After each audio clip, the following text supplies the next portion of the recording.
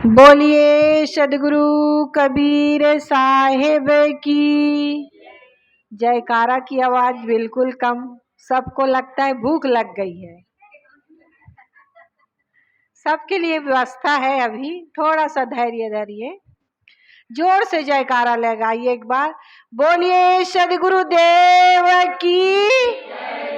बहुत बहुत धन्यवाद। प्रातः स्मरणीय परम पूज्य गुरुदेव जी, परम पूजनीय श्री साहिब जी, अर्चनी वंदनी संत समाज, धर्म प्रेमी सम्मानी भक्त सज्जनों, ममतामयी माताओं एवं प्यारे बच्चों, आज हम सब स्वर्गीय भास्कर साहू की स्मृति में, पुण्य स्मृति में यह सत्संग कार्यक्रम में सम्मिलित हुए हैं। सब जो इस संसार में आया है एक दिन इस संसार से जाएगा। सदगुरु कबीर साहब जी ने कहा है ना, जो उगे सो आठवे, फूले सो कुमलाए, जो चूने सो नहीं परे, जन्मे सो मर जाए। जो उगे, जो सूर्य निकलता है वह डूब जाता है, जो फूल खिलता है वह मुरझा जाता है। हम मकान दुकान कोई भी वस्तु का निर्माण करते हैं, एक दिन वह भी मिट्टी में मिल जाता है। इसी प्रकार जो इस संसार में आता है वह एक दिन इस संसार से चला जाता है। यह प्रकृति का शाश्वत नियम है। जो इस संसार में जन्म लिया है एक दिन इस संसार से जाएगा। कोई जल्दी चले जाते हैं, कोई बाद में जाते हैं, कोई अपनी पूरी उम्र जी कर जाते। जीवन का कोई भरोसा नहीं, लेकिन जाने वाले हम सबको एक संदेश देकर जाते हैं कि मैं इस संसार से जा रहा हूं और सबको इस संसार से जाना है। कोई यहाँ रहने वाला नहीं है, लेकिन मैं तो इस संसार से जा रहा हूं और जा रहा हूं तो क्या लेकर जा रहा हूं? अपने कर्म संस्कारों की गठरी लेकर जा रहा हूं। यहाँ के जो प्राणी पदार्थ हैं, जो धन संपत्ति है, वो कुछ भी हमारे साथ जाने वाला नहीं है। जो हमने अच्छे बुरे कर्म किया वही संस्कार हमारे साथ ये जीव के साथ जाने वाला है। मुट्ठी बांध के आया जग में, हाथ पसारे जाएगा। तो मुट्ठी बांध कर आते हैं और हाथ पसारे इस संसार से चले जाते हैं।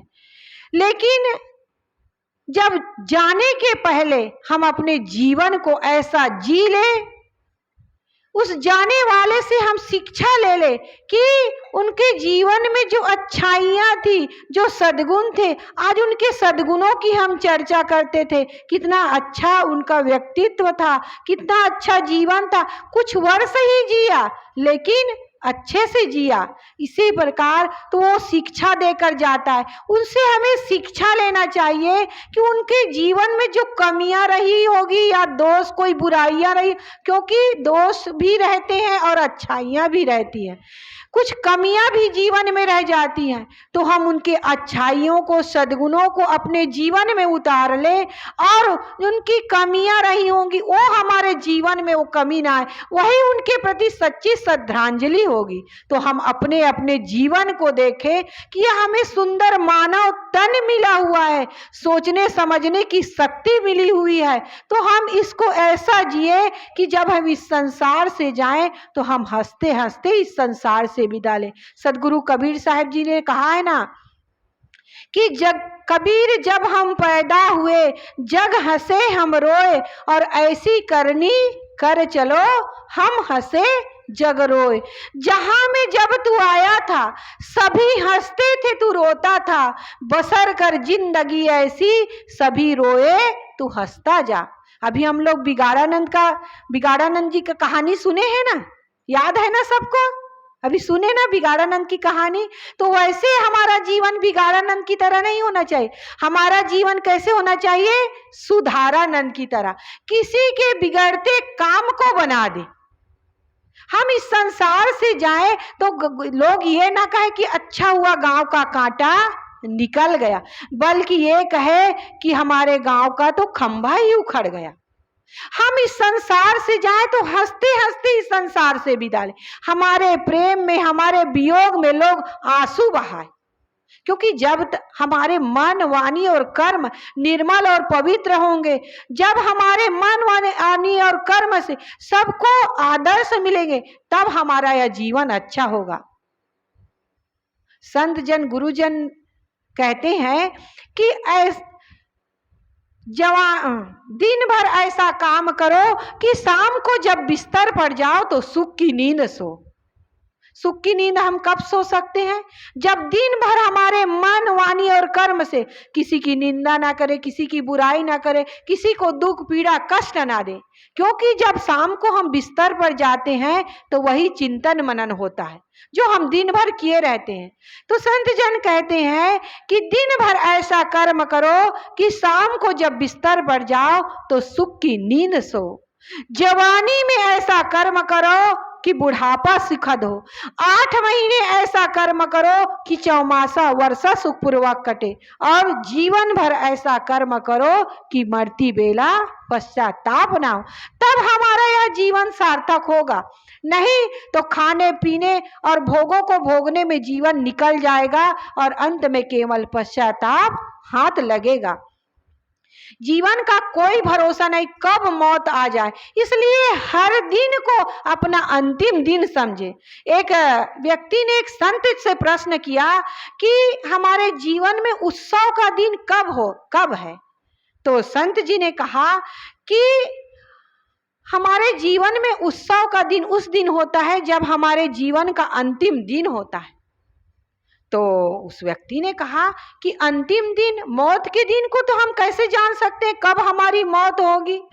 तो संत जी ने कहा कि हर दिन को अंतिम दिन समझो और उसको उत्साह बनाकर जियो। हम हर दिन को अंतिम दिन समझे, मौत को याद करें, लेकिन मौत को कोई याद करना नहीं चाहता। मौत की हम चर्चा कर देते हैं तो लोग नाराज हो जाए। कभी किसी आप जन्म दिवस में या शादी के अवसर पर मौत की चर्चा कर दे तो लोग आपको डांट कर, डपट कर चुप करा दे। अरे कैसी अशुभ बातें करते हो। लेकिन यही मौत ही शुभ है। मौत ही शुभ है। जो मौत की याद करेगा वो कभी गलत कर्म नहीं कर सकता है। तो हम मौत की याद करें और हर दिन को उत्सव बनाकर जिए। सुबह उठे तो ये सोचे कि आज मेरा अंतिम दिन है, आज मैं मरने वाला हूं। ऐसे कहने से मर नहीं जाओगे आप लोग ना, हम नहीं मरेंगे। क्या होगा? हम उस दिन को सोचे कि आज मेरा अंतिम दिन है, आज बस मैं मरने वाला हूं। तो जब मैं मरने वाला हूं तो आज को क्यों ना मैं अच्छा बना लूं। आज मैं किसी की निंदा नहीं करूंगा, किसी की बुराई नहीं करूंगा, किसी से लड़ाई झगड़े नहीं करूंगा, किसी को दुख पीड़ा कष्ट नहीं दूंगा। ऐसा अगर सोचेंगे और ऐसे सोचते सोचते जितने दिन हमारे बचे हैं उतने दिन हमारे सत्कर्म बन जाएंगे, पूजा बन जाएंगे। क्योंकि सदगुरु कबीर साहब जी ने कहा ना कि कर्म ही पूजा है। जहां जहां डोलू सो परिक्रमा, जो कुछ करूं सो पूजा। तो वो कर्म हमारा पूजा बन जाएगा और जितने दिन हम इस संसार में रहेंगे इतने अच्छे से जिएंगे कि हमारे मन में कोई दोष, दुर्गुण, कोई विकार नहीं आएंगे, बल्कि सद्गुण और सदाचारमय जीवन जीते हुए हम अपनी इस जीवन नैया को पार कर लेंगे। तो हमारा ये जीवन सुंदर, पवित्र, निर्मल कब बनेगा? जब हम अपने मन, वाणी और कर्म से किसी को दुख, पीड़ा, कष्ट नहीं देंगे। जिस व्यक्ति की पाने की चाहना, मिलने की चाहना और छूटने के भय समाप्त हो जाते, वह संसार में कमलवत निर्लेप रहता है।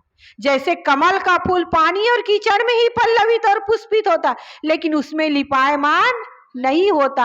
इसी प्रकार हमारा जीवन होना चाहिए। हम परिवार में रहे, समाज में रहे, लेकिन उसमें लिपायमान ना हो, अनासक्ति पूर्वक जीवन जिए। व्यवहार में तो कह सकते हैं कि हम तुम्हारे हैं और तुम हमारे हो, लेकिन परमार्थ में कोई किसी का नहीं होता। सब अकेले आए हैं और अकेले ही जाना है। आए हैं सो जाएंगे, राजा रंग फकीर और एक सिंहासन चढ़ी चले, एक बंधे जात जंजीर। जा रहे हैं दोनों, लेकिन दोनों के जाने में कितना अंतर है।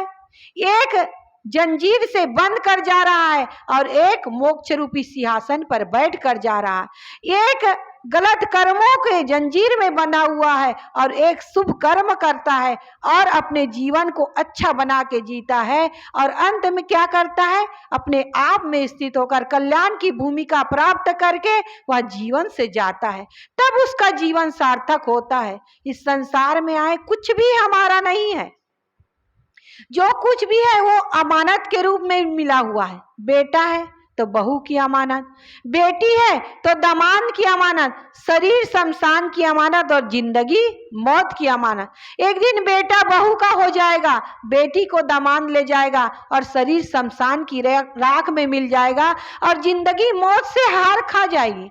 इसलिए इस अमानत को हम अमानत समझकर सार संभाल करें, इसमें मलकियत की ठोकर ना लगाएं, नहीं तो अंत में केवल पश्चाताप हाथ लगेगा। बड़े बड़े राजा महाराजा इस संसार से चले गए, उनका कोई नाम लेने वाला नहीं है, लेकिन जिन्होंने अच्छा कर्म किया, अपने सद्गुणों को बिखेर के गया, उसको आज हम याद करते हैं, उसकी जयंतियां मनाते हैं। तो हम भी अपने जीवन को ऐसा जिए कि आने वाली पीढ़ी हमें याद करे, तब यह मानव जीवन सार्थक होगा। जैसे बच्चे के जन्म लेने की देर है, उसके लिए हर मौसम के कपड़े, एक से एक खिलौने, सब चीज इकट्ठा हो जाता है। इसी प्रकार हम सबके मरने की देर है, मौत की सामग्री भी तैयार है, कफन भी तैयार है, बस बाजार से लाने की देर है। बांस और मूंज भी तैयार है, बस आर्डर देने की देर है। उठाने और जलाने वाले भी तैयार है, बस खबर देने की देर है। जलाने की जगह भी तैयार है, बस अर्थी उठने की देर है। रोने वाले भी तैयार है, बस श्वास बंद होने की देर है। तो मौत की सब सामग्री तैयार है, बस श्वास बंद होने की देर है और श्वास बंद होते ही 1 घंटे में सब सामग्री एकत्रित हो जाएगी और यह शरीर शमशान की राख में मिल जाएगा। इसलिए अस्थियां बिखरने के पहले हम अपने अस्तित्व के प्रति आस्था जगा ले, सौ होने के पहले शिवत्व को प्राप्त कर ले और चिता जलने के पहले अपनी चेतना को जगा ले, तभी यह जीवन सार्थक होगा। यह मानव जीवन है, हम कर्म भूमिका में आए और कर्मों को करने में स्वतंत्र है। अच्छा कर्म भी कर सकते हैं और बुरा कर्म भी कर सकते हैं, इसमें हम स्वतंत्र हैं, लेकिन फल भोगने में हम परतंत्र हो जाते हैं। अगर हम बुरा कर्म करेंगे उसका फल हमें बुरा ही प्राप्त होगा। इसलिए मृत्यु यात्रा में चलने के पूर्व अपने अंतःकरण में शुद्ध संस्कारों की पूंजी एकत्रित कर ले।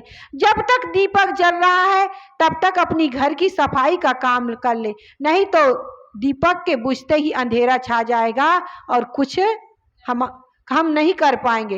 इसी प्रकार जीवन रूपी दीपक जब तक जल रहा है तब तक हम अपने अंतःकरण में शुद्ध संस्कारों की पूंजी एकत्रित कर ले, नहीं तो श्वास रूपी तेल समाप्त होते ही यह जीवन रूपी दीपक बुझ जाएगा और हम कुछ नहीं कर पाएंगे। इसलिए हम परमार्थ का काम करें, धर्म और परमार्थ का काम करें, सद्गुणों को जीवन में अपनाएं और दुर्गुणों जो दोष हैं, बुराइयां हैं, उनके दूर करते हुए अपने जीवन को निर्मल पवित्र बनाकर जिए, क्योंकि इस संसार से एक दिन जाना है और सबको जाना है। बारी बारी आपने चले प्यारे मीर, तेरी बारी जियवरा नेरे आवे नी। तो इस मौत की याद करते हुए कब जीवन समाप्त हो जाए इसको कुछ कहा नहीं जा सकता। इसलिए जब तक जीवन है बढ़िया निर्मल शुभ कर्म करते हुए जीवन को सुंदर पवित्र निर्मल बनाकर प्रेम पूर्ण व्यवहार करते हुए अपनी जीवन नैया को पार लगाने का काम करे, नहीं तो अंत में केवल पश्चाताप हाथ लगेगा।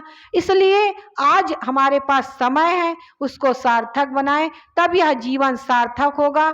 जैसे भास्कर जी चले गए उसी प्रकार हम सबको जाना है, तो उसके प्रति सच्ची श्रद्धांजलि यही होगी कि हम अपने जीवन में सद्गुणों को धारण करें, दुर्गुणों का त्याग करें और जीवन को निर्मल पवित्र बनाकर जिए, तब हमारा यह मानव जीवन सार्थक होगा। बस इन्हीं शब्दों के साथ मैं अपनी वाणी को विराम देती हूँ। बोलिए सद्गुरुदेव की जय।